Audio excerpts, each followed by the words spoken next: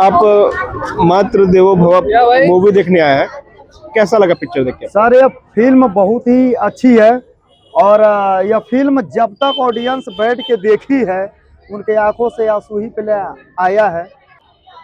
और पिक्चर इसमें महिलाओं को देखिए देखना जरूरी है। इस मूवी में एक सबसे अच्छी बात उनके लिए है कि जितने लोग दारू वगैरह पीते हैं वो लोग इस फिल्म को अगर देखेंगे तो कुछ न कुछ सीखने के लिए उनको मिलेगा।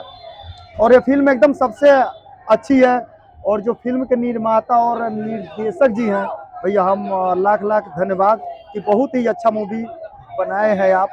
और इसमें कोई भी ऑडियंस ऐसा नहीं है कि जो देखा है तो उसके आंखों से आंसू गिरा नहीं होगा साहब। आप ऐसा अपना गेटअप बनाए हो, आखिर क्यों? तो देखिए, हमको तो दुल्हा बनते 16 साल हो गए, अब तक दुल्हन का कोई आता पता है नहीं, तो हमने तैयार किया है एक शायरी कि जिंदगी की राहों में रंजो गम के मेले हैं, जिंदगी की राहों में रंजो गम के मेले हैं, अब पिछली ठंडी में भी अकेले थे, इन ठंडी में भी अकेले हैं। बहुत